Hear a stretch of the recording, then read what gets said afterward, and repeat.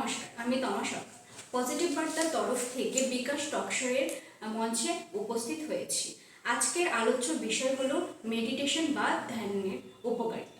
আজকে এই আলোচ্য বিষয় নিয়ে আলোচনা করবেন, আমাদের সঙ্গে আছেন রিয়া। নমস্কার। তাহলে আপনি প্রথম প্রশ্ন, মেডিটেশন বা ধ্যান কি? মেডিটেশন বা ধ্যান, মেডিটেশন হচ্ছে ইংলিশ শব্দ, তার আরেকটি কথা হচ্ছে ধ্যান। ধ্যান হচ্ছে এমন একটি শব্দ যেখানে মনের একাগ্রতা বা আমাদের মনকে মন এবং শরীরের মধ্যে যে সামঞ্জস্য আছে তাকে একটি তরঙ্গে বদ্ধ করা। ঠিক আছে। মেডিটেশনের উপকারিতা কি? মেডিটেশনের উপকারিতা যেমন রয়েছে, মেডিটেশন করলে আমাদের মনের একাগ্রতা, অনিদ্রা, তারপর দুশ্চিন্তা মুক্তি, এইসব। তাছাড়া আমাদের শরীরে বিভিন্ন রকমের যে এংজাইটি ঘটিত যেসব সমস্যা রয়েছে, কারণ বর্তমান সমাজে আমাদের হৃদরোগের থেকে উৎপন্ন রোগগুলোর সংখ্যা প্রচণ্ড পরিমাণে বেড়ে গেছে। যেমন হার্ট অ্যাটাক, হার্টের সমস্যা, লাংস প্রবলেম, সব কিছুই আমাদের নিয়ন্ত্রণ করছে হচ্ছে আমাদের চিন্তা শক্তি। তাই চিন্তা শক্তিকে যদি আমরা নিয়ন্ত্রণ করতে পারি তাহলে রোগের অনেক অংশে বিভিন্ন রোগের থেকে আমরা নিজেকে নিরাময় করতে পারবো। তাই মেডিটেশন বা ধ্যান করাটা আমাদের প্রত্যেকের জন্য অত্যন্ত গুরুত্বপূর্ণ। এবং এছাড়াও বিভিন্ন বিজ্ঞানীরা এর উপরে প্রায় 50 বছরের বেশি সময় ধরে এর উপরে বিভিন্ন রকম রিসার্চ করা হয়েছে।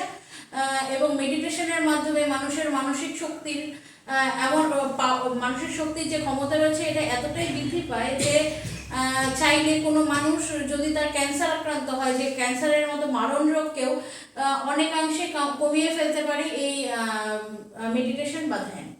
বা মানুষের বাঁচার প্রেরণা তৈরি করার ক্ষেত্রেও মেডিটেশন বা ধ্যানের একটা গুরুত্বপূর্ণ ভূমিকা রয়েছে, যা আমাদের জীবনে যার গুরুত্ব অপরিসীম বা অনস্বীকার্য। যোগ বা মেডিটেশন করলে রোগ প্রতিরোধের ক্ষেত্রে কি কি প্রভাব আছে বা ফেলে? মেডিটেশন আমাদের শরীরের যে নিউরন রয়েছে সেই নিউরনে গিয়ে একটা নিউরনে কাজ করে এবং হরমোনাল যে ব্যালেন্স রয়েছে সেই ব্যালেন্সকে নিয়ন্ত্রণ করতে সাহায্য করে। মানুষের মধ্যে যে হ্যাপি হরমোন রয়েছে, যেমন যাকে বলা হয় থ্যালামাস হরমোন, যে হরমোনটা আমাদের শরীরে নির্গত হয়, সেই হরমোন নির্গমন করতে মেডিটেশনের একটা বিশাল বড় ভূমিকা রয়েছে।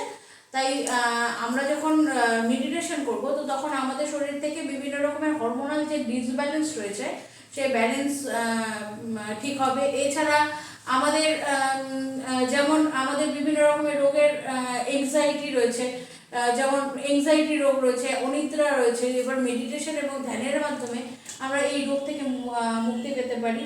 তাছাড়া যাদের বিভিন্ন রকমের নার্ভগত সমস্যা রয়েছে, নার্ভের সমস্যা, তো সেক্ষেত্রেও আমরা কিন্তু যদি মেডিটেশন বা ধ্যান করি তাহলে সেক্ষেত্রে আমাদের যে নার্ভের সমস্যা রয়েছে সেখান থেকেও আমরা নিরাময় পেতে পারি।